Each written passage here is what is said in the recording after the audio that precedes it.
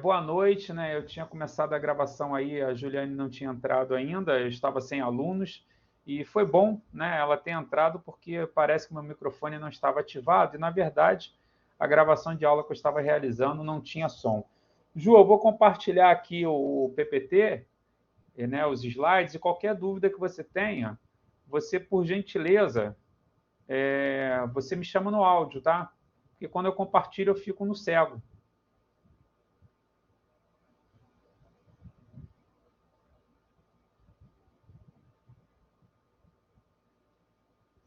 Juliana, eu estava falando e eu acho que você acabou caindo, tá? Voltou? Voltou sim, professor, voltou. Não, você acha que tinha caído. Olha só, eu vou compartilhar aqui a tela, então eu fico no cego. Se você tiver qualquer dúvida, quiser parar a qualquer momento, fica à vontade, mas preciso que você me chame no áudio, tá? Porque eu não vou conseguir ver aqui o chat. Pode ser? Tranquilo, tranquilo. Tá bom, obrigado, tá?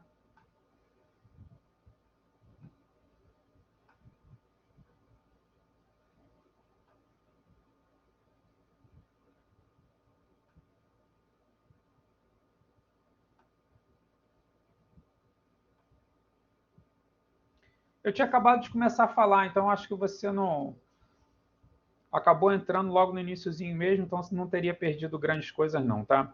A gente parou, na verdade, no teste de SLAMP, né? Então foi o último assunto que a gente falou na última aula, foi o teste de SLAMP, que era o teste para medir a plasticidade, né, dos concretos, tendo em vista que a gente estava falando de alguns aditivos para os concretos. Então, outros aditivos que têm uma certa importância para o concreto são os aditivos incorporadores de ar. Para que a gente utiliza esse aditivo? A gente utiliza esse aditivo basicamente para produzir o que a gente chama de concreto leve. Por que vai ser um concreto leve? Porque esse ar ele vai agir como um fluido e ele vai substituir parte da água que é utilizada, né? E a gente sabe também que quanto menor a quantidade de água, a gente já viu, maior, né, é a resistência do material. Então, a resistência do material, quer dizer, a gente já falou, mas não provou ainda, né? Eu acho que a gente vai provar ao longo da aula de hoje. E aí, quanto menor a relação, né, água-cimento, a gente acaba tendo uma resistência maior. E quando a gente coloca, né, o ar, não quer dizer que a gente colocando o ar, que a gente vai ter um concreto uma resistência maior do que aquele que não tem incorporador de ar. Não, mas a gente vai conseguir dar uma contrabalanceada, produzir um concreto que a gente chama de concreto leve, por conta, né, desses vazios ocupados pelo ar, que não vai ter o material que é o material costumeiro do concreto, mas que ele ainda possui uma resistência bastante considerável. Outros dois tipos de aditivos que a gente utiliza são os retardadores de pega e aceleradores de pega. O próprio nome já está dizendo, né? Um vai retardar a pega, que a gente também viu, a gente falou sobre pega, a gente até calculou, né, tempo aí de início e de final de pega, não lembro exatamente, a gente viu, né, esse ensaio de pega. E os retardadores, eles são muito importantes. Em que a gente vai entender que eles são muito importantes?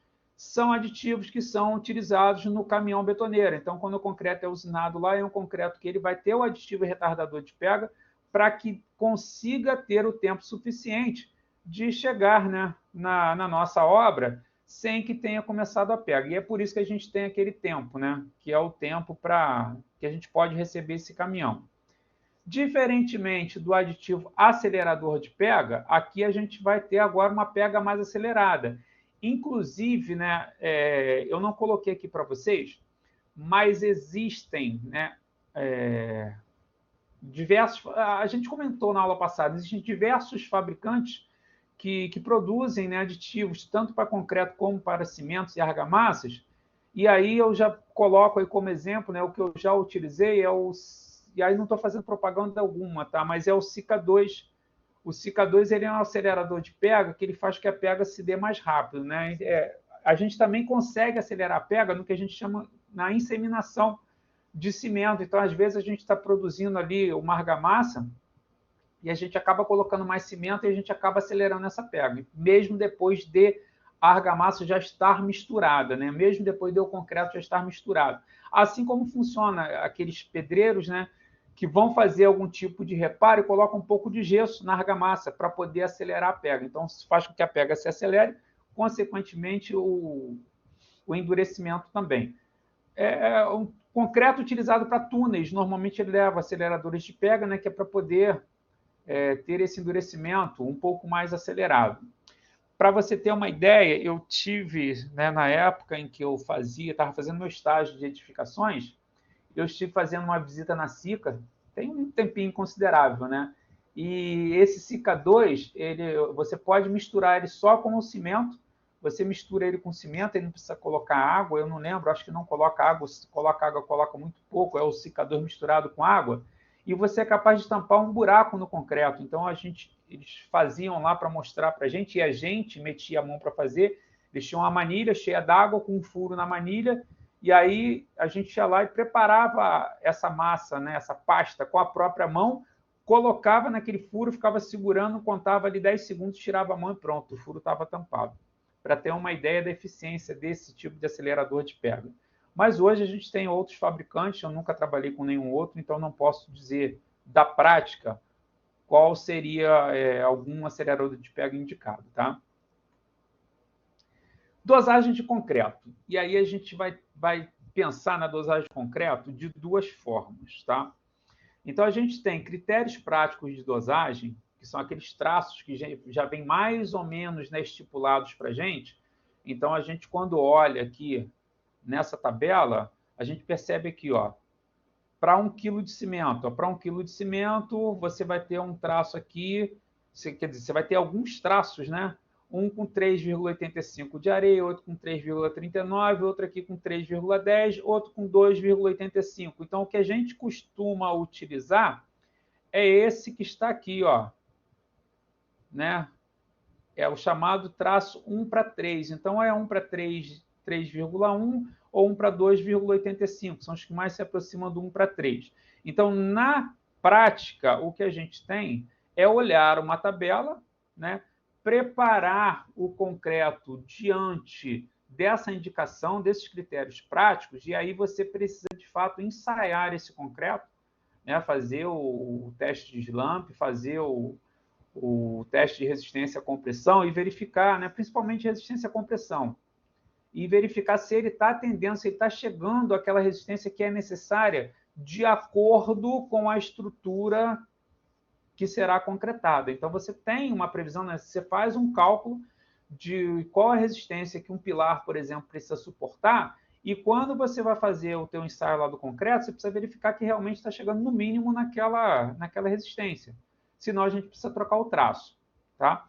Então, aqui mostra, né? Você pode fazer um ensaio em 3, 7, 28 dias, alguns fazem 3, 7, 14, 28, alguns fazem 7, 14, 28, mas essa tabela em especial, né, que eu tirei de um texto aí do Barbosa e do Santos, ela traz testes que eles fizeram com 3, 7 e 28 dias. Então, a resistência máxima do concreto esperada, ela é aos 28 dias. Então, é essa resistência que a gente espera que aconteça.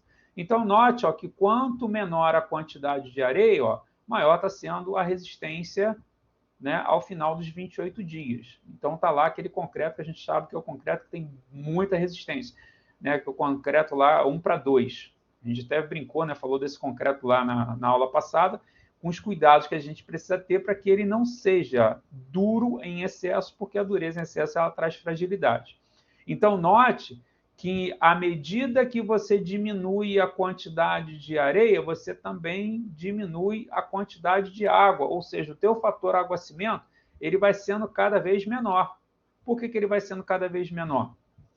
Porque como você tem menos areia, você precisa de menos água para poder fazer com que aconteça essa reação, tá bom? E aí a gente vai, né, como disse, fazer lá o nosso ensaio de resistência à compressão para determinar se a gente está fazendo o traço de forma correta. Então, isso seria uma forma, alguns critérios práticos, né? Você já está na obra, já está acostumado, não é uma obra de grande porte, você já sabe, já entende mais ou menos qual é a resistência que cada peça sua de concreto precisa ter, e aí, normalmente, se você vai levar uma única obra, como foi, por exemplo, o caso aqui da residência que eu moro hoje, que não é nada grande, né? Uma residência bastante simples, o engenheiro que era responsável, ele optou por verificar qual era a peça que necessitava de maior resistência, e aí ele elaborou um traço que atendesse a essa resistência e, consequentemente, atende à resistência dos outros, né? Das outras estruturas. Me dá só um momentinho, porque me parece que eu estou com uma porta fechada aqui, chegaram pessoas aqui em casa. Só um instante, eu já retorno, tá?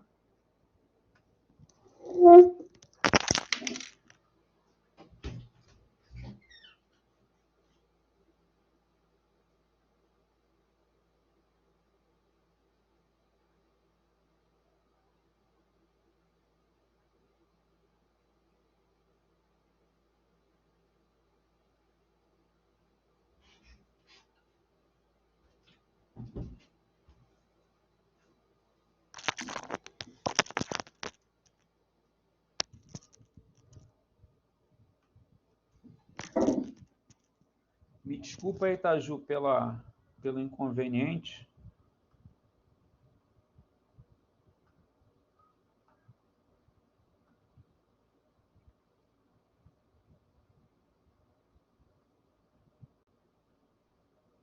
Tranquilo, professor, tranquilo.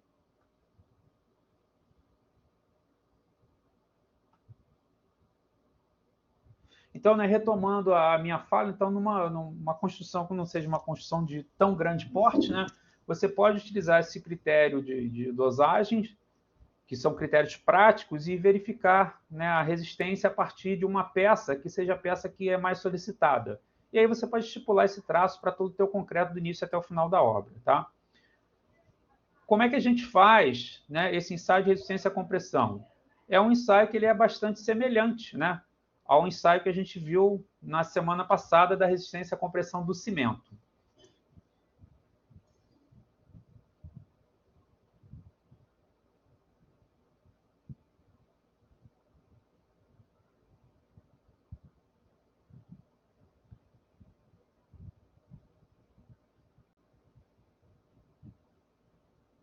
Professor, tá sem o áudio da pessoa. Oi, Ju? Tá sem o áudio do Ué, cara que para mim tá saindo o áudio. tá sem o áudio. Eu acho que o senhor vai ter que tirar o fone pra poder te ouvir. Entendeu? Sai no microfone do senhor.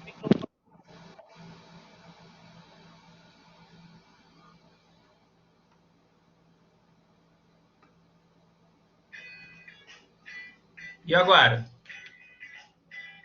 Agora foi. Olá, pessoal. Hoje é uma aula muito importante, uma aula de laboratório que foca a determinação da resistência à compressão do concreto. Esse é um ensaio padrão, um ensaio normalizado, que vai ser muito importante tanto para os estudos prévios de dosagem como para o próprio controle de qualidade do concreto. Então, como foi visto na aula anterior de dosagem, nós produzimos copos de prova de diferentes concretos para estabelecer as curvas de dosagem, e dentro dessas curvas de dosagem, a principal é a lei de Abrams, aquela que estabelece a lei de Abrams. Vamos falar sobre lei de Abrams, tá? Compressão com a relação ao água-cimento.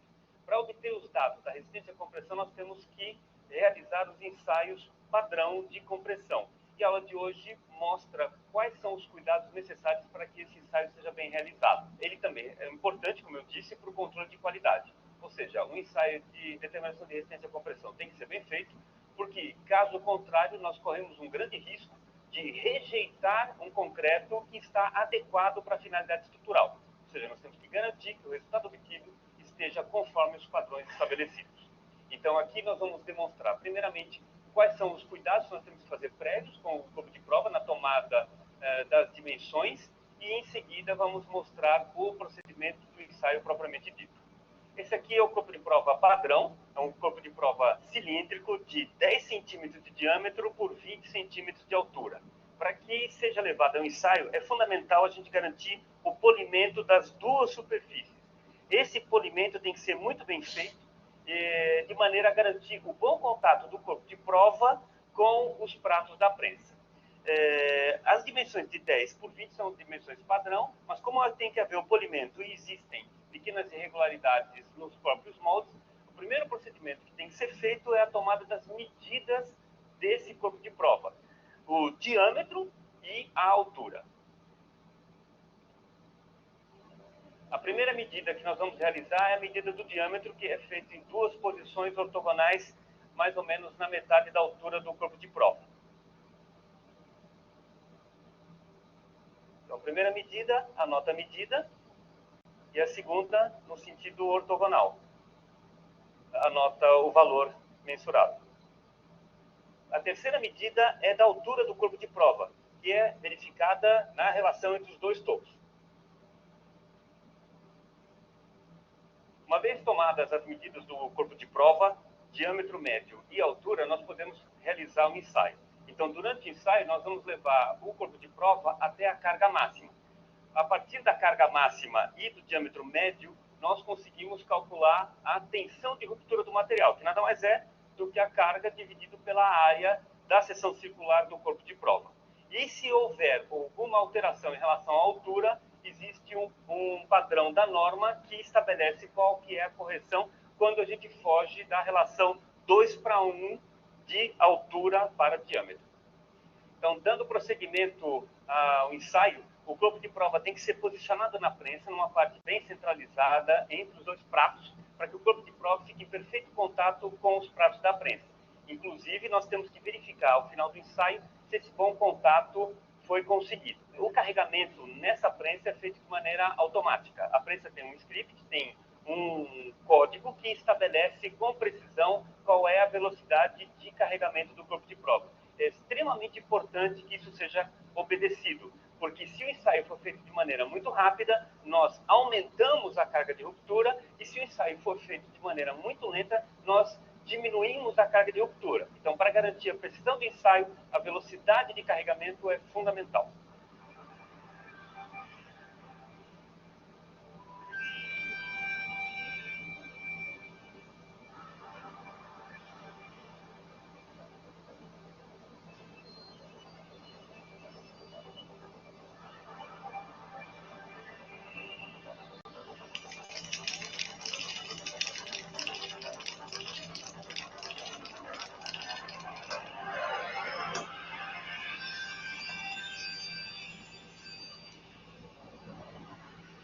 Então, esse corpo de prova mostrou o padrão típico da ruptura por compressão, que fica com essa forma de ampulheta, ou seja, um cone inferior e um cone superior, onde as tensões de saneamento foram as mais fortes que geraram a ruptura do corpo de prova.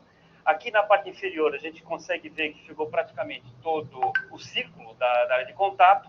Nessa parte superior a gente percebe que houve uma ruptura, o que pode ser um sinal de perda de contato ou de concentração de carga. Então, é sempre importante verificar como o corpo de prova rompeu para sempre tentar minimizar os riscos de indução de um resultado errado por má distribuição das cargas no corpo de prova. Toda a determinação da resistência à compressão do concreto é feita a partir de um exemplar. O exemplar significa que nós vamos ter que romper 2 corpos de prova. Então, agora nós vamos partir para a ruptura do segundo corpo de prova, que é o gêmeo do que foi rompido anteriormente.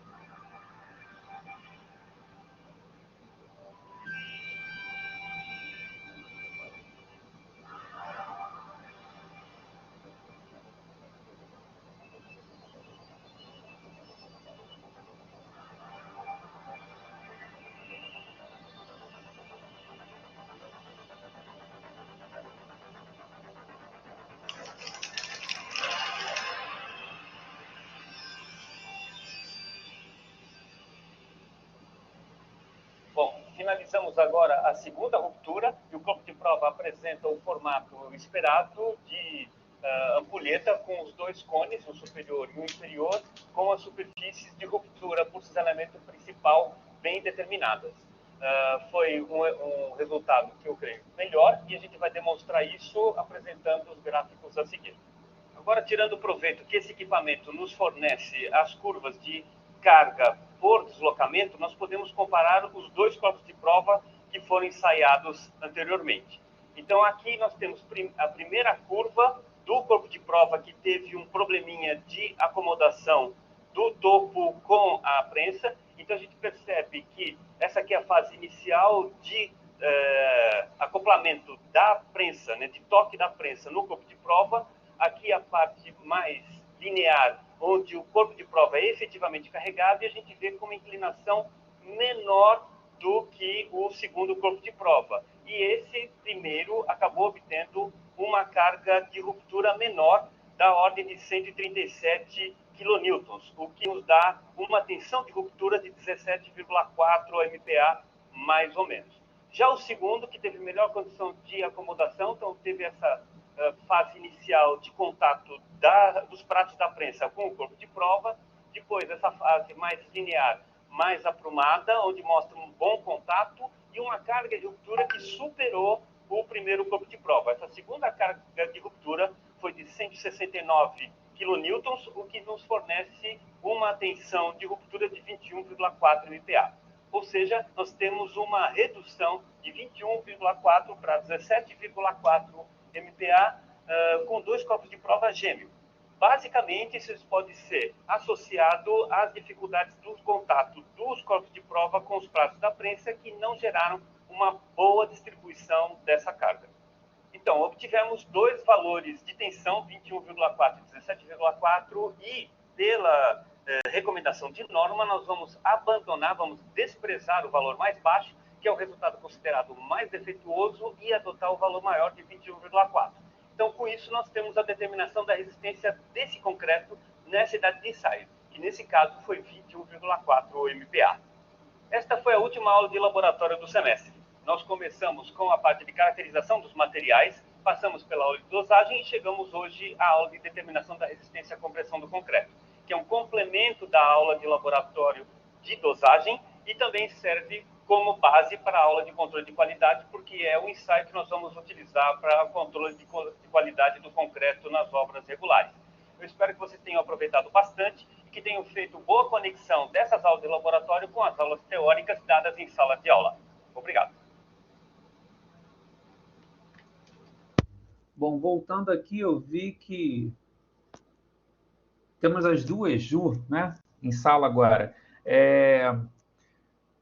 Alguns aspectos importantes que ele fala aí no ensaio, né, da lei que a gente vai falar aqui, e quando ele fala da questão de desprezar o que tem o menor valor, é porque quando você vai fazer esse tipo de ensaio, a gente tem alguns problemas no ensaio de compressão. O primeiro, que é a aderência, né, quando as superfícies não conseguem deslizar uma em relação à outra, ou seja, a superfície do concreto ela não consegue deslizar em relação à superfície do prato, ou quando você não tem a planicidade.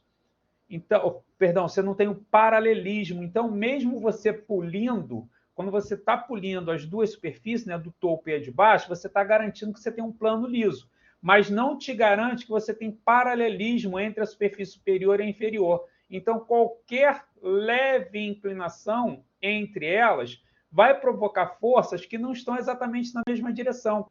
E por isso o corpo de prova acaba rompendo com uma resistência menor, porque aí fica mais fácil do corpo de prova romper do que quando as forças estão exatamente na mesma direção. Então, por isso que se despreza sempre o resultado menor e se trabalha com o resultado maior. E o outro detalhe, né? A máquina, a gente chama aquela máquina de máquina universal, ela serve para fazer ensaio de compressão e ensaio de tração, e aquele diagrama que ela produz lá é o diagrama tensão-deformação. É o mesmo que a gente viu, que eu falei com vocês aí em algum momento, acho que lá no primeiro dia de aula, que eu perguntei o que vocês lembravam de CTM. Então, é o mesmo diagrama, só que agora é um diagrama que está tratando de um material que é um material que tem ruptura do tipo frágil, ou seja, ruptura sem deformação. Mas é o mesmo diagrama. E o que ele fornece são as deformações que você vê no eixo que está na horizontal e a carga, né, que está no eixo vertical. E aí, aquela carga se divide pela área, né, da seção transversal do corpo de prova, que ele mediu lá, né, o diâmetro, e aí calcula a área através do diâmetro médio, né, ele mediu duas direções, né, perpendiculares, e aí você vai determinar qual é a tensão. E aí, por isso que ele deu aqueles valores que são diferentes do valor da força que ele explicitou, tá? Bom, essa lei, então, a lei de Abrams, ela diz o seguinte, que é o que a gente vem falando, que eu sempre disse para vocês, né? Existe uma relação entre o fator água-cimento e a resistência provável do concreto aos 28 dias. E essa relação, ela é proporcional, mas é inversamente proporcional, ou seja, quanto menor o fator água-cimento, quanto menor a relação entre a quantidade de água e a quantidade de cimento, maior deverá ser a resistência do concreto. Então tá aqui, ó, trouxe uma tabelinha aí para vocês, aí coloquei até para vocês terem uma ideia, né, que tem uma resistência boa, mas é uma resistência baixa quando você coloca comparado o concreto comum com o concreto que levou aditivo incorporador de ar.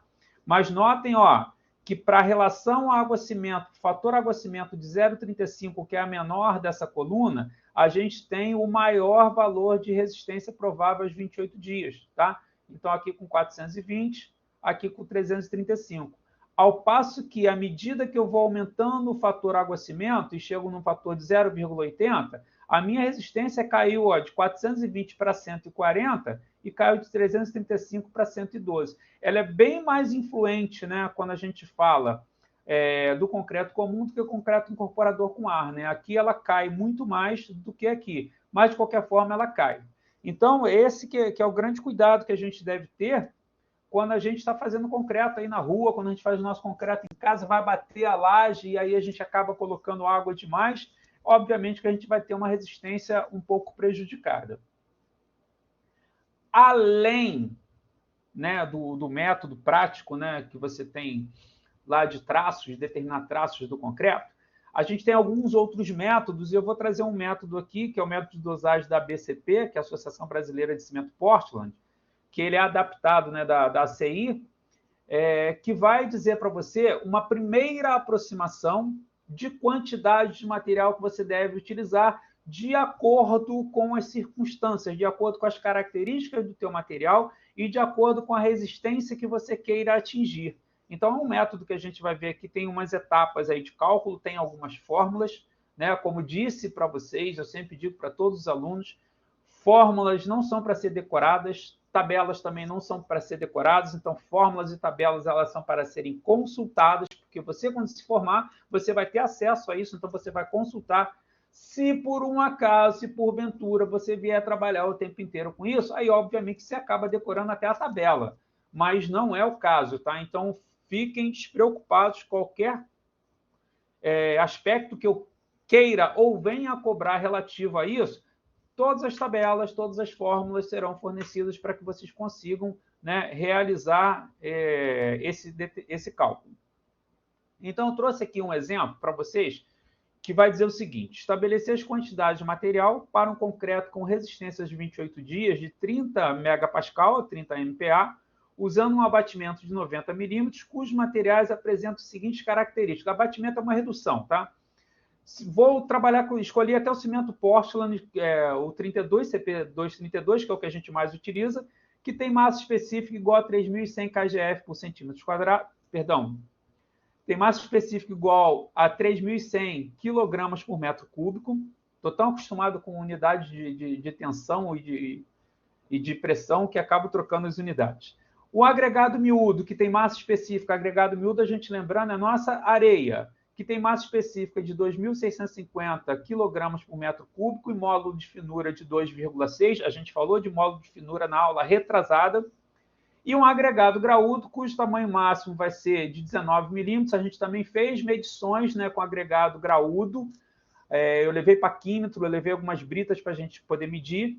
Massa específica de 2.500 kg por metro cúbico e massa unitária igual a 1.250 kg por metro cúbico. Então, a gente precisa ter, primeiro, né, qual é o abatimento desse material, qual é a resistência, características do cimento, características do agregado miúdo e características do agregado graúdo, para que a gente possa entender e estabelecer uma proporção, determinar um traço para esse concreto. E aí, a gente determina esse traço, a gente vai fazer experimentalmente, vai moldar aqueles corpos de prova e vai levar para o ensaio para verificar se a gente está realmente atingindo, ó, os nossos 30 MPa aos 28 dias. Se estiver batendo 30 MPa ou estiver acima, está tudo ok, a gente pode continuar com o traço. Se não, a gente precisa verificar onde é que a gente vai mexer, seja no fator água-cimento, seja na quantidade de cimento em relação à quantidade de agregados, para que a gente obtenha a resistência mínima que a gente está procurando. Então, está aí, ó,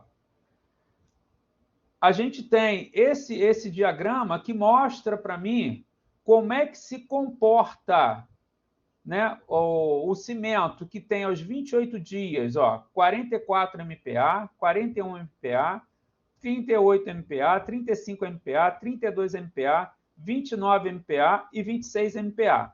Então, essas, a gente está trabalhando aqui com o 32, CP2 32, está aqui. Então, vou partir dessa função aqui, ó. A partir desse cimento, que eu identifiquei aqui, o CP2 32, eu vou verificar agora qual a resistência que eu quero aos 28 dias. Foi colocado lá que eu queria uma resistência de 30 MPa. Então, está aqui 30 MPa. Quando eu venho aqui e bato na minha reta que representa, né, o cimento CP2 32, eu encosto nela e vou descer verticalmente para verificar qual vai ser a relação água-cimento ou fator água-cimento que eu vou ter que utilizar. Então, a primeira coisa a determinar para esse cimento, para essa resistência, é o fator água-cimento, que pelo diagrama, né, ele vai me dar, tá vendo? É um diagrama lá da Associação Brasileira de Concreto de Cimento Portland, tá? Então, que vai me dar o fator água-cimento. Então, já sei que o fator água-cimento é 0,51. Gente, olha só, isso daí já diz para nós que esse fator água-cimento indica que a gente tem, para a quantidade de cimento, metade da quantidade de massa em água. Então, olha como é que a quantidade de água é pouca, tá? Então, a gente está acostumado no nosso dia a dia ver o pedreiro, o servente preparando aí alguns concretos, algumas argamassas, e a gente sabe que não utiliza essa quantidade de água. Mas também já expliquei para vocês. A gente consegue trabalhar assim se a gente fizer uso da betoneira. Agora, de forma manual, é um pouco mais complicado. Bom, determinamos primeiro, né, o nosso fator água-cimento. Agora vamos ver qual vai ser a quantidade de água por metro cúbico. O que eu tenho lá? Foi apresentado para a gente que a dimensão máxima do agregado graúdo, né, da brita, era 19 milímetros e que o abatimento seria, acho que era 90 que estava lá, né? Então, está de 80 a 100. Então, para uma brita de no máximo 19 milímetros, um valor de abatimento entre 80 e 100, eu vou ter um consumo aproximado de água de 205 quilos por metro cúbico.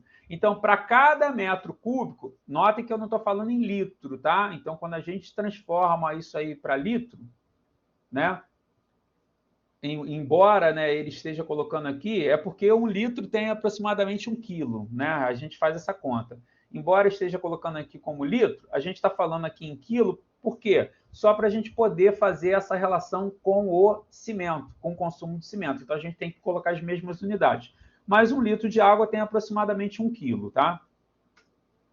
Consumo de cimento. Então, o consumo de cimento ele vai ser dado, né? Por quê? Pelo consumo de água dividido pelo fator água-cimento. Já que, se eu pegar aqui, ó, e escrever fator de água-cimento para cá, quem ele vai ser? É a quantidade de água dividida pela quantidade de cimento. Isso é o fator água-cimento. Só que lá na norma a gente já tem a fórmula apresentada para a gente, assim, inclusive nos livros didáticos, tá? Que mostra que o consumo de cimento vai ser igual ao consumo de água dividido pelo fator água-cimento. Então, vamos lá, ó. A gente já determinou que o consumo de água era 205 quilos por metro cúbico, que o nosso fator água-cimento 0,51, pela leitura estabelecida lá no diagrama, então a gente vai ter, por metro cúbico, um consumo de 401,96 quilos. Então, ó, já determinamos qual é a quantidade de água, né? 205 quilos por metro cúbico, aproximadamente 205 litros. Já determinamos a quantidade de cimento. O que mais falta a gente determinar? A quantidade dos agregados ainda. Então, consumo de agregado graúdo. Note que vão aparecendo aqui algumas tabelas, e como disse para vocês, gente, não precisa decorar a tabela. Quando vocês precisarem fazer isso, vocês vão lá, consultam na norma, consultam na teoria, verifiquem qual a tabela que vocês têm que utilizar, tragam a tabela, verifiquem quais são as fórmulas, tragam as fórmulas e efetuem os cálculos, tá ok? Então, o que a gente tem aqui? Volume de agregado graúdo. Eu não trouxe, mas a gente pode até também fazer, eu não trouxe a outra tabela, tá? Tem uma tabela de composição quando você quer misturar britas de tamanhos diferentes.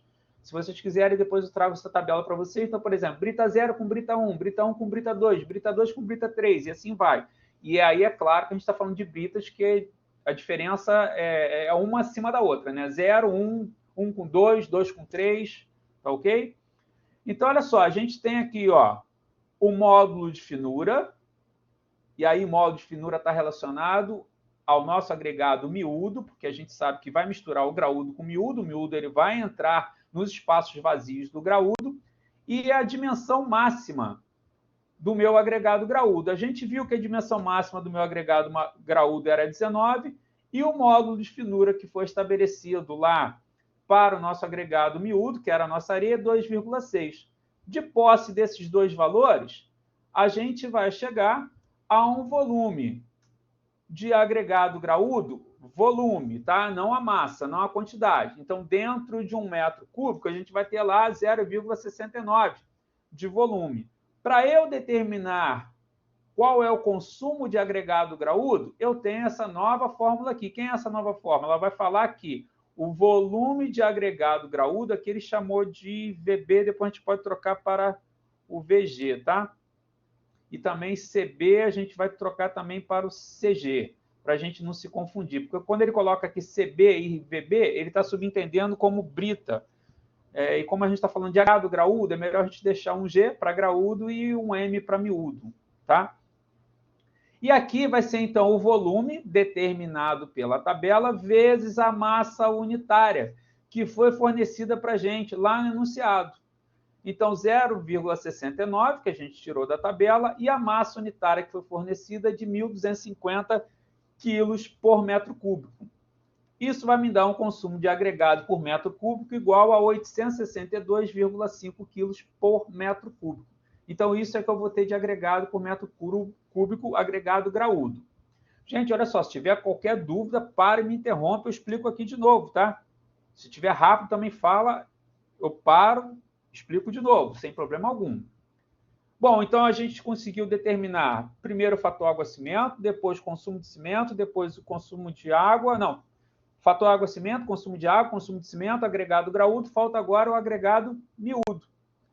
Então, vamos lá, agregado miúdo. Na verdade, essa fórmula que parece muito complicada, né? Porque ela está falando aqui da massa específica de cada um, a massa específica do cimento, do agregado graúdo. Aí aqui a teoria trouxe massa da areia, ao invés de colocar o M de miúdo, né? Então, talvez seja interessante a gente depois colocar aqui realmente C de B e essa letra grega. Alguém lembra o nome dessa letra grega? Eu me esqueci o nome dela, acho que é Rho. Se eu não me engano, é Rho. B, para subentender, é brita. Mas eu estou falando aqui do cimento, estou falando do agregado graúdo e do agregado miúdo. Nada mais é do que esse volume, o que é? É a unidade menos o volume do que a gente já calculou, que é o volume do cimento, o volume da brita, perdão, e o volume da água, tá certo. Perdão, desculpa, eu que fiz confusão, tá? Então, aqui é água. Então, o que a gente já calculou? A gente calculou primeiro a água, depois a gente calculou o cimento e depois a gente calculou a brita, o agregado graúdo. Então, se eu pego da unidade, né, que é 1 metro cúbico, e retiro esses valores, eu vou ter a quantidade que está me faltando de agregado miúdo. Então, a gente vai substituir esses valores aí diante daquilo que a gente já encontrou. A gente teve consumo de cimento, 401,96 quilos. A gente viu lá que a massa específica do cimento era 3.100 quilos por metro cúbico. A gente calculou a quantidade de agregado graúdo, 862,5 quilos. E a gente viu lá, foi fornecido para a gente, que a massa específica do agregado graúdo era 2.500 quilos por metro cúbico. E a água, a gente viu que era 250 quilos, né, por metro cúbico, e que a densidade, que a massa específica da água é 1, né, grama por centímetro cúbico ou 1.000 quilos por metro cúbico. Basta multiplicar por 1.000. Então, esse valor aqui de 1.000 ele é universal, tá? Sempre a água vai ser isso. Efetuando essa conta, a gente vai ter um valor de volume do agregado miúdo igual a 0,32. Agora, a gente precisa transformar isso em peso por metro cúbico. Como é que a gente faz? Da mesma forma que a gente fez para o agregado graúdo. Então, o consumo do agregado miúdo vai ser igual ao volume do agregado miúdo vezes a massa específica do agregado miúdo. O volume a gente determinou aqui, 0,32. A massa específica ela foi fornecida para a gente no enunciado, 2.650, o que vai me dar aí um consumo de agregado miúdo da ordem de 848 quilos por metro cúbico. Então, agora a gente já tem, né, todos os valores, tanto de cimento, como de areia, como de brita, como de água. Então, a partir daí, a gente consegue determinar o que a gente chama de traço. Como é que a gente ouve falar de traço? Fala aí, a Juliane, eu acho que fez técnico edificações, né? A Juliana, eu não sei. Juliane, como é que a gente fala traço normalmente? 2 por 1, 1 por 1, que tu falou que é complicado, 1 por 1, 2 por 1, e assim vai. Mas aqui, normalmente a gente não fala, né, o fator água-cimento. A gente fala, quando é concreto, cimento, areia e brita. Então, a gente poderia ter um traço, né? Cimento. Normalmente, cimento é areia 1:3, né? E aí, 1:3 de brita, 1:3 de brita, 1:3 de brita. Então, normalmente é assim que a gente fala. Esse número vai aparecer aqui, tá? Esses números vão aparecer aqui. Basta a gente substituir, porque, ó, o consumo de cimento dividido pelo consumo de cimento vai ter que dar 1, porque é o mesmo número dividido por ele. E os outros são justamente a relação deles em comparação ao consumo de cimento. Porque quando você fala 1:3, significa que você tem 3 partes de areia para 1 de cimento. Quando você fala 1:3, significa que você tem 3 partes também de brita para 1 parte de cimento. Então, vamos lá, substituindo esses valores, né? No denominador aqui eu vou ter sempre o consumo de cimento. No numerador, cada um dos consumos. Ó, do cimento foi 401,9, do agregado miúdo foi 848, do agregado graúdo foi 862,5 e da água foi 205. Isso vai dar um traço para a gente, ó, de 1 para 2,11 para 2,15 para 0,51. O que a gente precisa, né, entender? Não dá, tá? Não dá para a gente pegar e dizer lá para o teu servente ou para o teu pedreiro que o traço vai ser esse daqui, porque ele não vai saber como efetuar esse traço. Então, a gente tem que partir para o cálculo do peso, né? Então, você vai fazer proporcionalmente. Depois você vai ver lá, ó, é 1 de cimento. Então, o que você vai fazer? 1 de cimento, se você coloca normalmente a gente mede pelo saco de cimento, né? Então, se você bota um saco de cimento, quanto é que um saco de cimento tem? Tem 50 quilogramas. Então, você vai ter lá, 1 está para 50 quilogramas. Se você quer calcular agora a areia vai ser 2,11. Então, o que você vai fazer? Você vai colocar lá quantidade 2,11 para X de areia e vai fazer uma proporção. Tá? Então, se foi 50, aqui é 2,11, vai dar um pouco mais de 100 quilos de areia, porque é o dobro, né? Se foi 2,15 para brita, vai dar um pouco mais de 100 quilos de brita também. Ok? E para água, 50 quilos, você vai ter aproximadamente a metade, né? Então, seria 25 quilos de água. Então, você teria para cada saco de cimento aproximadamente 25 litros de água. Olha que coisa louca, um saco de cimento e você está colocando apenas uma... Né? A gente está falando em 25 litros. Imagina aquela lata de tinta grande, ela tinha, né, 20 litros, agora eles estão economizando, reduziram para 18, mas mantém o preço, né, para poder encarecer. A gente vai falar um pouquinho sobre tintas também na próxima aula. Imagina, um saco de cimento você está usando um pouco mais do que aquela lata de tinta. Claro que na mão a gente não consegue fazer, a gente precisa fazer esse traço na betoneira. E aí o que você vai especificar lá para as pessoas que você está liderando são as quantidades. Então você vai precisar prosseguir para dizer quais são as quantidades. Aí depois que estipular as quantidades, aí sim, ok, fez o ensaio, deu certo, mantém aquelas quantidades. Qual é um recurso? Eu não trouxe aqui. Qual é um recurso que existe em algumas obras? É confeccionar o que eles chamam de padiola. Padiola é uma caixa, né? Você faz uma caixa, né, no formato aí de... como se fosse uma caixa de sapato, né? Um paralelepípedo, né? Com algumas dimensões. Eles indicam que você não utilize, né, a caixa pesando mais de 60 quilos. A padiola normalmente ela é carregada por 2 pessoas, né? Você tem a caixa com 2 alças, um puxa na frente, outro puxa atrás, e vai carregando para poder jogar dentro da betoneira. E aí você monta a tua padiola de acordo com o traço que você vai utilizar, porque aí você já tem a medida, você já sabe as medidas. Então, ó, vai encher até aqui, vai encher até aqui, é 1, 2, 3 dessa, então é só 1, 2 e meia dessa, e assim vai, tá? Então você cria, né? Você estabelece relações para que essa quantidade seja obedecida. Agora, aquilo que eu falei para vocês, né?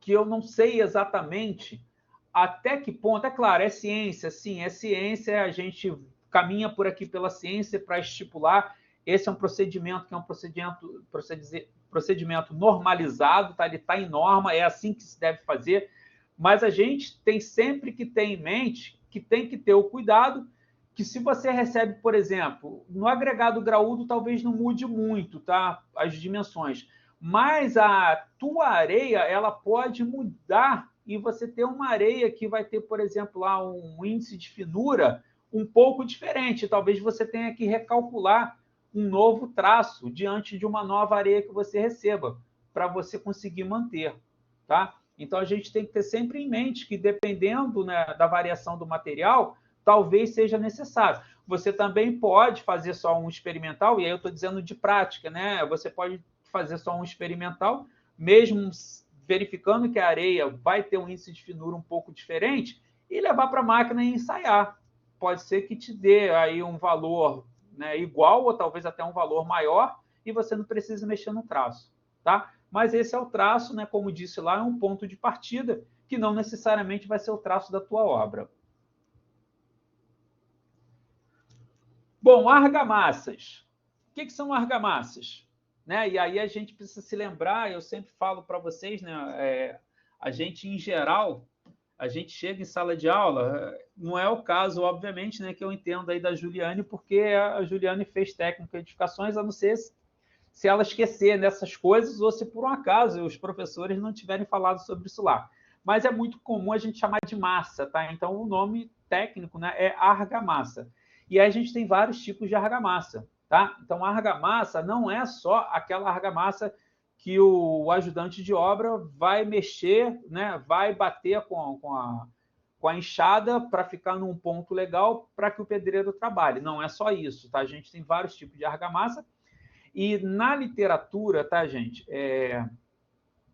Quando fala do agregado miúdo para argamassa, ele não se refere a esses agregados que a gente já viu utilizar por aí. Houve uma época lá no passado em que se fazia uma argamassa, por exemplo, que ela era uma argamassa de cimento, vai ter sempre cimento e água, né? Mas era uma argamassa que tinha cimento e a tal da terra de emboço. E aí, como a terra de embolso dava muita liga, para não trincar muito, colocava um pouco de areia. Isso tudo, gente, vai da prática e vai do local onde você tem o que você vai utilizar. Tá? E aí não tem jeito. Aí esses traços vão ser, sim, tentativa, né? Acerto e erro, ou erro e acerto, seja lá como for. Mas elas vão acabar sendo desse jeito. Mas normatizado, as argamassas deveriam ser constituídas, né? Essas que a gente vira aí, por cimento, água e areia. Tá? Então, são materiais de construção com propriedades de aderência e endurecimento obtidos a partir de mistura homogênea de um ou mais aglomerantes, agregado miúdo, né, areia e água, podendo conter ainda aditivos e adições minerais. Então, na verdade, por isso que eu disse para vocês em aulas anteriores que em alguns lugares se fazia argamassa da maneira correta, porque um ou mais aglomerantes significa que, além do cimento, em algumas argamassas, né, se utiliza a cal. Então, quando você coloca a cal é outro aglomerante que entra junto com o cimento e que vai dar uma liga para essa argamassa que seria só de cimento e areia. E aí você tem uma trabalhabilidade melhor, mais fácil de trabalhar do que a argamassa sendo só de cimento e areia. Então, uma argamassa que você consegue fazer um embolso com mais facilidade. Você consegue fazer embolso também só com cimento e areia? Quando eu falo só cimento e areia, a água está embutida também, tá, gente? Sim, você consegue. Dependendo da areia que você tenha, pode ser que essa areia tenha um pouco de liga. E se ela não tiver liga, Wagner, o que eu faço? Está aí escrito, ó, coloca um pouco de aditivo. Aí você vai ver qual é o aditivo obviamente que é um aditivo plastificante, que a gente já falou na aula passada. O aditivo plastificante vai te dar uma trabalhabilidade, vai fazer com que você consiga utilizar essa argamassa sem esses outros, né, esses outros materiais, que são materiais que se deterioram e que depois vão estragar o serviço que você está fazendo, não vão te dar a garantia que você gostaria de ter, nem essa durabilidade. Então, assim era com a terra de embolso, que depois ela apodrecia, assim era com a tal da areola, que eu acho que também já não estão utilizando mais, porque agora surgiu um material, mas que me parece também que ele também tem, né, um deterioramento também, que é o tal do clarifilito, eu sempre troco o nome, mas que é algo para substituir, né, algo, né, industrial para substituir aí a questão da areola, mas que também, né, traz assim alguns malefícios para a tua construção. Então, na verdade, o ideal seria para revestimento, quando a gente fala só de argamassa de revestimento, então seria cimento, água, areia e cal, ou cimento, água, areia e algum aditivo para poder dar liga para essa argamassa e dar uma trabalhabilidade melhor para o teu pedreiro. Então, as argamassas elas vão ser utilizadas para assentamento, né? E aí está falando aí de alvenaria, de materiais cerâmicos, assentamento também, né? Quando a gente fala de alvenaria, não é só, né, os tijolos cerâmicos, mas também os blocos de cimento e areia. Como ponte de aderência, chapisco, então você, quando vai executar uma alvenaria, primeiro o que você faz? Você assenta os tijolos, depois, quando você vai revestir, você vai aplicar uma primeira camada, né, em cima da parede, que a gente chama, que é essa ponte de aderência, que é o que a gente chama de chapisco. Depois, você vai utilizar nessa argamassa, são argamassas distintas, tá? Você vai utilizar novo traço de argamassa, né, que vai funcionar como revestimento. E aí a gente tem, né, alguns tipos de revestimento. A gente tem um emboço reboco monocamada, né? E aí a gente vai falar aqui sobre cada um deles um pouquinho. Recuperação de estrutura, né? A argamassa de reparo, quando você precisa fazer algum reparo, né, de parte de argamassa que soltou, deteriorou, que sofreu algum impacto, né, e quebrou. Regularização ou revestimento de piso, o contrapiso também ele é feito de uma argamassa, né? E também a argamassa que a gente tem de rejuntamento. Faltou aqui a argamassa... a argamassa está lá em assentamento. Então, além da alvenaria, né, a gente tem a argamassa colante, né, a argamassa para cerâmicas em geral. De assentamento. O que é importante a gente falar de argamassa de assentamento? Então, aqui na figura a gente mostra, né, argamassas que não são argamassas, quer dizer, pelo menos eu não sei se são industrializadas ou não, a gente vai falar sobre algumas que existem, né, que é a chamada argamassa multiuso, mas em princípio são argamassas diferentes, porque essa aqui é uma cola, é uma argamassa, né, de assentamento para tijolo cerâmico, mas ela é no formato de uma cola. Então você passa 2 filetes e você vai assentando o tijolo em cima dela e ela dispensa a utilização entre, né, na vertical entre os elementos. Você só coloca na horizontal para ir fazendo fiada por fiada. Então cada fileira dessas de tijolo a gente chama de fiada. Notem o que normalmente acontece quando a gente aplica as argamassas de assentamento. Ó. A gente tem aqui, ó, a unidade de alvenaria, né, o tijolo, aqui está sendo representado por um tijolo maciço, né, um tijolo desse tipo que está aqui, ó, e você coloca no tijolo anterior ou no teu alicerce, você vai colocar a tua argamassa, que é a pasta contendo produtos de hidratação do cimento, e você coloca por cima o teu tijolo. Quando você coloca, você não colocou o teu tijolo ainda, né, você colocou a argamassa, e quando você coloca a argamassa, seja em cima do alicerce ou seja em cima de um tijolo, o que vai acontecer? Parte dessa argamassa, quer dizer, parte da água dessa argamassa, ela começa a ser absorvida e essa absorção de água faz com que já haja o processo de colagem dessa argamassa com a estrutura inferior. Depois, quando você coloca o bloco de cima ou o elemento de cima, o tijolo de cima, vai começar a haver também absorção, mas é claro que agora você tem uma quantidade menor de água, que já foi absorvida pela parte de baixo, vai haver também uma absorção por essa parte, por esse elemento de cima, por esse tijolo de cima. E aí vai haver também, novamente, a reação, né? Vai prosseguir a reação, só que a reação agora vai fazer uma aderência para o elemento que está na parte superior.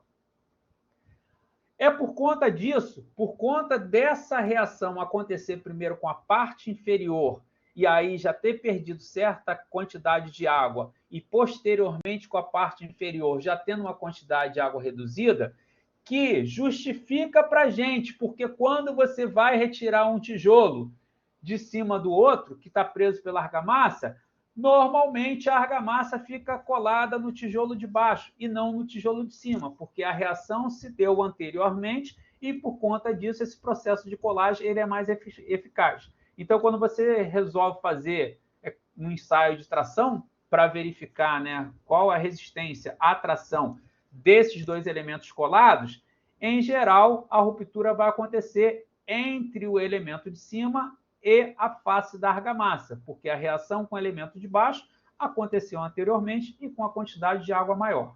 Então é comum, se você chegar na obra lá e o pedreiro puxa o tijolo, claro, e aí a gente está falando do pedreiro puxar sem estar completamente endurecido ainda, né? A argamassa, em geral, fica embaixo e o tijolo sai com a argamassa ficando no tijolo de baixo ou no alicerce.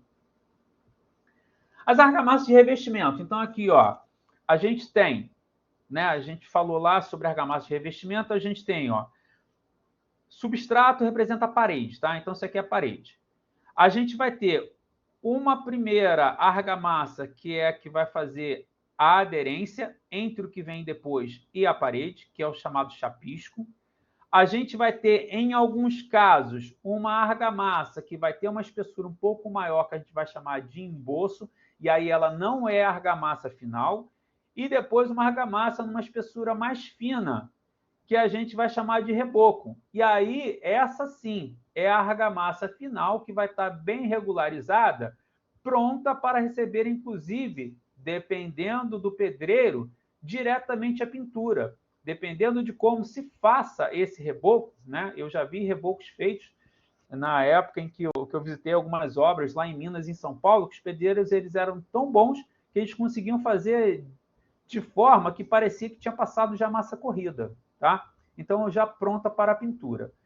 O que normalmente acontece? O que normalmente acontece é uma camada única, tá? Já não se faz mais o emboço e o reboco. Pelo menos aqui no Rio de Janeiro eu nunca vi. Eu não sei se em São Paulo e Minas continua dessa forma, que foram os dois lugares que eu já tinha visto. Perdoe-me. Mas aqui a gente tem a camada única. Então, chapisca, né, a parede, chapisca os tijolos ou chapisca os blocos de cimento e areia e depois vem com a camada única e aí utiliza aquele recurso, né, chamado, né, que eles chamam de queimar e camurçar a parede. E aí, obviamente, que esse revestimento ele vai precisar de, se você quiser, né, uma superfície bastante plana, com um acabamento bem legal, você vai precisar aplicar uma massa corrida antes de pintar. Então, aplica a massa corrida e lixa. E o outro é uma argamassa industrializada chamada RDM. A gente vai falar sobre ela também. Essa argamassa, ela não vai ser aplicada quando a gente está falando de paredes, né, de alvenarias que sejam de tijolo, de barro ou blocos de cimento e areia. Vamos ver mais à frente sobre ela, tá? Então, o chapisco. Trouxe aqui para vocês, né, o chapisco sendo executado de duas formas, né, da forma manual e da forma mecânica. A gente ainda tem um outro instrumento que você... Aí a gente considera como manual também, mas não é com a colher, tá? Você coloca o chapisco dentro da máquina e você gira o instrumento e ele vai jogando. Aqui não, aqui a gente está trabalhando com jateamento, tá? De chapisco. Então aqui é um processo mais automatizado, né? Um processo mais mecânico do que manual. O chapisco, ele é uma argamassa de cimento e areia que normalmente ele tem uma quantidade um pouco maior de água para que ele tenha uma consistência de baixíssima viscosidade e você consiga fazer movimentos que você espalhe bastante essa argamassa. E ela é uma argamassa que vai aderir e ela vai formar partes rugosas na tua parede que vão ancorar a próxima camada que você vai jogar depois. Emboço. E aí o embolso, né, se a gente estiver falando do embolso, hoje se chama a camada única só de embolso, tá? As pessoas não falam muito em reboco. Mas se a gente for separar, o embolso é a camada mais grossa, né, que você vai regularizar um pouco, às vezes a parede está fora do prumo, ou está fora do alinhamento, ou ela tem uma curva no meio dela, né, não foi bem assentado, então você vai utilizar essa primeira argamassa numa espessura mais grossa, que é a argamassa de regularização, para depois utilizar uma argamassa mais fina, que é a argamassa que vai ser o acabamento final. Então, essa imagem aqui retrata bem para a gente, ó, as 3 camadas de argamassa, tá? Então, primeiro o chapisco, que é para poder dar aderência, né? Principalmente o tijolo maciço, né? Que ele é liso, né? Ele tem alguns poros, mas ele não tem nenhuma ranhura como o tijolo vazado, que tem várias ranhuras. O embolso, que seria a argamassa mais grossa de regularização, e, por fim, o reboco, que seria a argamassa de revestimento final. Camada única, e aí aquela técnica que eu disse para vocês, né? A camada única é uma única camada que normalmente, né, os pedreiros, né, a gente em geral na obra chama de emboço, vou emboçar aquela parede. E no final, a expressão que eles utilizam que é uma parede queimada e camurçada. Então, ó, aqui ele está usando a desempenadeira para poder manter, né, a planicidade da parede. Depois ele viria com a desempenadeira de aço, né? E aí ele passando desempenadeira de aço aqui fica bem lisinho. Ele deixa depois puxar, secar um pouco e vem com uma esponja e passa levemente essa esponja, porque quando você passa a desempenadeira de aço, acontece aquele fenômeno que a gente falou da semana passada, que é exudação, que é aquela quantidade de água que sai, né, da argamassa. E aí depois, essa quantidade de água, como a gente sabe que é fator água-cimento, essa quantidade de água ela pode promover depois o enfraquecimento do meu cimento. Então, você depois vem com a camurça, eles chamam de camurça, é uma esponja que você vem e passa para que não fique tão liso e que você depois venha fazer o acabamento com a massa corrida, e aí sim você pode deixar bem lisinho, porque a massa corrida, a espessura dela é bem pequenininha, ela não vai trincar, tá ok? E o RDM é chamado revestimento decorativo monocamada. Vocês estão vendo? Ó? Olha a superfície que está atrás dele. Então, esse revestimento ele é utilizado para essas construções. Eu não sei se vocês viram, né? Teve uma palestra de um engenheiro aí que conversou com vocês, né, com o pessoal da engenharia civil, e trouxe aquelas construções pré-moldadas. Não, pré-moldada não. Na verdade, a palestra foi presencial, acho que foi no semestre passado. Aí eu não me recordo, assisti essa palestra aí na UCAM, foi no semestre passado, aí na UCAM de Bangu, presencial, de um engenheiro ou de um técnico que é de alguém que trabalha com aquelas formas para essas construções aí, da Minha Casa Minha Vida. Então, vai colocando as formas, né? E à medida que coloca as formas, enche de concreto, vai subindo com as formas, vai fazendo os andares. Então, ó, não são paredes como os tijolos e como os blocos, que tem várias irregularidades. São paredes que elas já estão muito próximas do ideal. E por que só pode ser utilizado nesse tipo de parede? Porque é um revestimento que você tem que aplicar em finas camadas. Você não pode utilizar camadas grossas para aplicar esse revestimento. Então, ele só serve para aplicação quando você tem paredes desse nível. Senão, você não pode utilizar. E aqui também a aplicação de forma manual, né? E embaixo aqui a aplicação de forma mecânica por meio de jateamento. É claro que aqui está jateando, mas depois vai ter que passar a desempenadeira para ajustar isso aqui, tá? E aí eu não poderia deixar de trazer para vocês, né? Como eu falei lá, que há outras argamassas, né? E a gente olha aí, os livros não trazem, alguns livros não trazem isso ainda, eu nem olhei, não procurei lá no livro que a gente está usando como referência, que é o livro do Falcão, se ele trata dessas argamassas, mas eu acredito que não. Mas a gente tem outras argamassas aí no mercado que são argamassas prontas para o uso, nas quais é indicado que você só precisa colocar água e algumas delas são bicomponentes e você vai misturar um componente no outro. Às vezes é um componente sólido, que é um pó, com um componente líquido, e você vai misturar e vai bater. Às vezes são, né, componente sólido que você vai colocar, adicionar só água. Em alguns casos, se você achar por bem, né, e aí a gente vai fazer aquela aceleração de pega, né, você coloca um pouco de cimento para poder acelerar a pega e aumentar um pouco da resistência. Mas essas três aqui, ó, existem no mercado. Essa argamassa aqui, a gente chama de argamassa multiuso. O que é uma argamassa multiuso? É uma argamassa que já vem pronta e que você pode utilizar tanto para assentamento de tijolos e de blocos de cimento e areia, como para o revestimento, para você fazer o teu emboço. Só que na relação custo-benefício, isso costuma sair um pouco caro, porque não são argamassas muito baratas. Mas se você vai fazer um pequeno remendo na sua casa, aconselho vocês, é o que eu faço. Quando eu tenho que fazer coisas pequenas, eu vou lá e compro uma argamassa pronta. E aí, se eu tenho um pouco de cimento em casa, eu sempre coloco um pouco de cimento para dar, né, uma trabalhabilidade, uma resistência um pouco mais acentuada, além de acelerar um pouco da pega.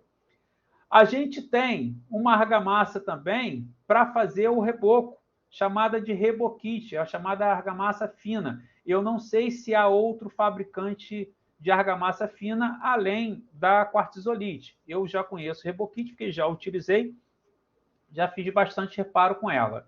E a gente tem também argamassas poliméricas, também, desculpem eu ter trazido da Sika, porque é a que eu conheço, provavelmente existem outras no mercado, né?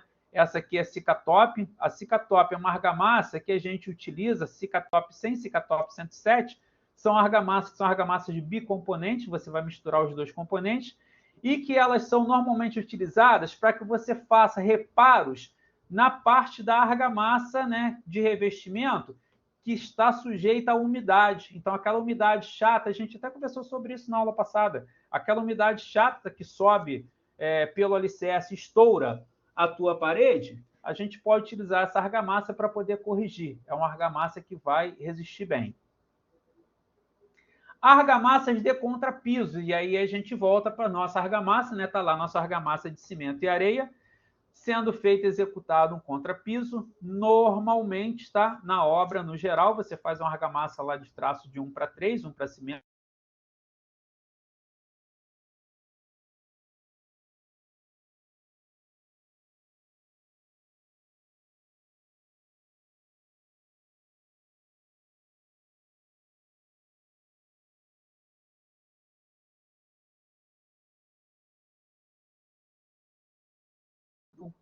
que ele chama de farofa. Pede para você, pede para o ajudante o que ele chama de farofa. Então, a farofa, ela tem pouquíssima água, que é o caso que está aqui à nossa esquerda. Então, esse caso à esquerda aqui é a farofa, que tem pouquíssima água. No caso à direita, eles estão fazendo um contrapiso, mas é um contrapiso que é um contrapiso armado. Ó. Notem que tem vergalhões. Então, eu tenho minhas dúvidas se essa foto, que eu tirei de onde estava escrito contrapiso, se essa imagem da direita realmente ela é um contrapiso de argamassa de cimento e areia, ou se ele é um contrapiso já executado de concreto, porque você também pode, não há problema algum. Né? Os pedreiros normalmente fazem primeiro, eles chamam de aguada, né? Que é o que chama de concreto magro, que é um concreto que tem bastante pedra, e depois eles fazem a argamassa de contrapiso só com cimento e areia. Mas nada te impede de você, né, tendo uma mão boa para fazer o desempenho dessa superfície para sarrafiar, não há problema algum que você faça o teu contrapiso diretamente no concreto. Então, aqui me parece que eu estou vendo algumas britas aqui. Então, embora seja um contrapiso, aqui não seria uma argamassa, seria um concreto, tá, gente? Argamassas colantes. Então, também são argamassas industrializadas que a gente utiliza para colar cerâmicas. Então, são argamassas colantes. E vocês talvez em algum momento já tenham ouvido falar nessa classificação AC1, AC2, AC3. O AC nada mais é de argamassa colante. 1, 2 e 3 são categorias diferentes. Às vezes vocês não olham essa categoria, mas vocês veem as pessoas vendendo argamassa para porcelanato, argamassa para cerâmica interna, argamassa para cerâmica externa. Então, na verdade, essas categorias dizem o seguinte, ó, Quando você vai lá e vê a argamassa do tipo AC1, e aí eu não estou falando de marca alguma, tá? Eu estou falando só da classificação da argamassa. É a argamassa que é aquela menos resistente, né? É que você vai utilizar para colocar peça cerâmica em ambientes internos, nunca externos. E, de preferência, peças cerâmicas que não sejam grandes. Se a peça cerâmica, né, que a gente agora tem cerâmicas, que elas passam dos 60 centímetros, não é interessante, mesmo que seja dentro de casa, você utilizar a argamassa ACI1. Você pode correr o risco de a sua peça soltar, porque a peça é grande. Essa argamassa não tem tanta resistência. Então, ela é para peças menores e dentro de casa. A argamassa AC2 ela é mais resistente. Então, essa argamassa AC2 já é uma argamassa que você vai conseguir trabalhar, né, tanto dentro de casa como fora de casa, mas toda vez que ela for melhor, você pode usar dentro de casa também, tá, gente? Pode usar em lugar coberto também, que não vai ter variação climática e nem umidade. Mas, ainda assim, o ideal é que você utilize essa argamassa para peças que não sejam maiores de 60 por 60. Porque peças maiores que 60 por 60 e porcelanatos, que são peças que, em geral, elas têm uma espessura maior, é um material um pouco, né,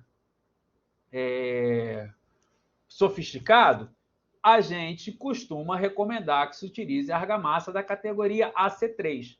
Então, quando você olhar lá, tá? Se falar para você que é argamassa interna, provavelmente você vai achar lá AC1. Se falar para você que a argamassa é interna e externa, normalmente você vai olhar lá e vai achar AC2 ou AC3, se com argamassa indicada também para porcelanatos. Então, essas categorias, vocês talvez já tenham ouvido falar, né, desses A6, né? Então, AC nada mais é do que argamassa colante. E 1, 2 e 3 é de acordo com a resistência e indicação de cada uma delas. E argamassas de rejuntamento. Então, também o rejunte, aquele saquinho lá que a gente chama de rejunte, né? Até o cimento branco também, que é um rejunte, são argamassas de rejuntamento. Então, a argamassa, o que ela é? A argamassa, ela é o cimento, né? Ou ela é o aglomerante misturado com água que vai dar origem aí à nossa pasta. Então, olha só, a gente tem 3 tipos de argamassa de rejuntamento. Vocês também, quando entram numa loja de material de construção, vocês já devem ter percebido que algumas argamassas de rejuntamento elas são um pouco mais caras do que as outras. Tem algumas que são até bastante caras. Por que isso acontece? Porque a gente tem alguns tipos. A gente tem o rejunte, que é cimentício, que é separado em 2 categorias, tá? O tipo 1 e o tipo 2.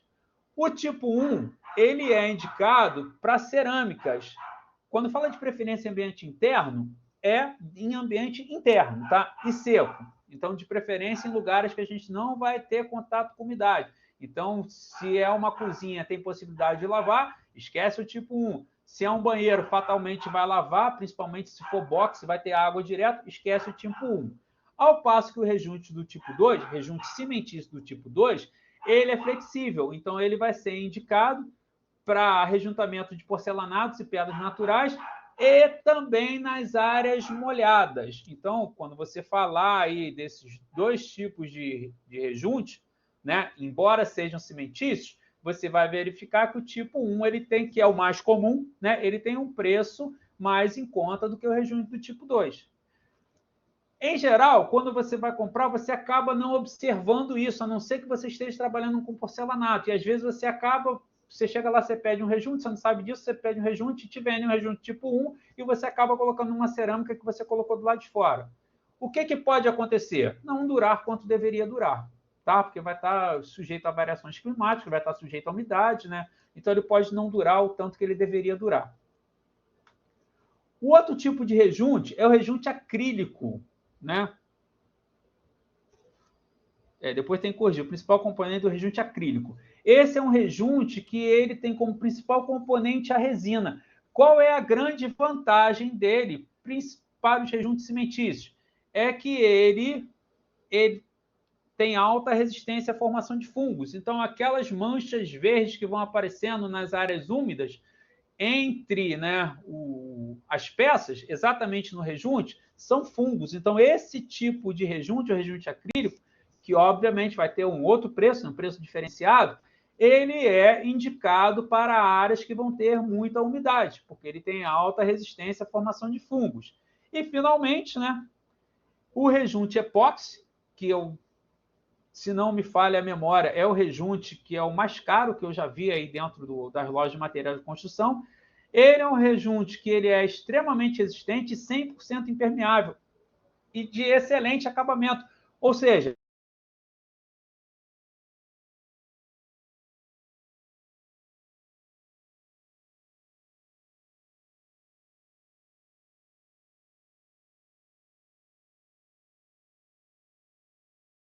aos demais.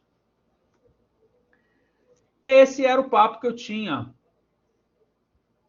para conversar com vocês hoje,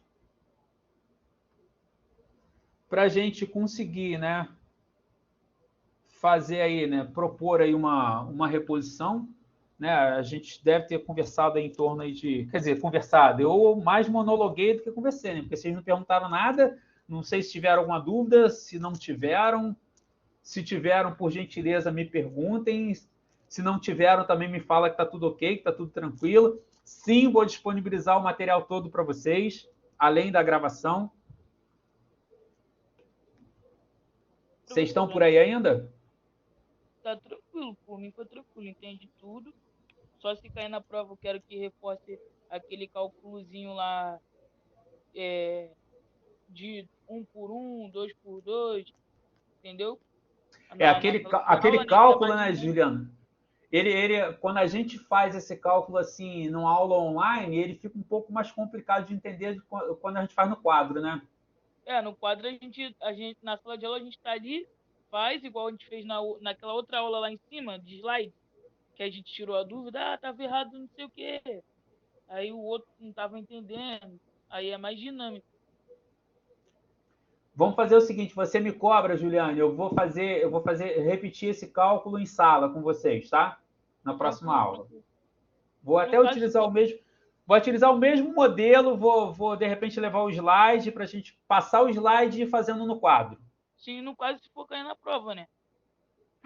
Só se for cair. Não, mas você precisa É, aprender, não é para cair na prova, não. Você precisa aprender para aprender mesmo, pô.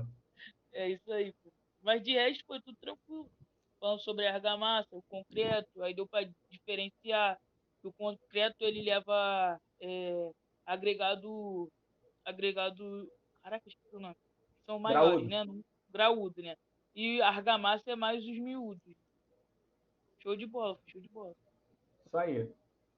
Tá, eu não vou me estender, embora a gente tivesse mais um pouco de tempo, eu não vou me estender, porque só estão vocês duas, tá? É, e a minha ideia era realmente chegar nesse ponto aí da matéria, para a gente partir para outro assunto na próxima aula. Mas eu prometo para você que na próxima aula, independente do que eu tenha para falar com vocês, a gente refaz esse exercício aí. Tá bom? Show, professor, show. Obrigado aí pela aula. Eu que agradeço a presença de vocês, tá bom? Show.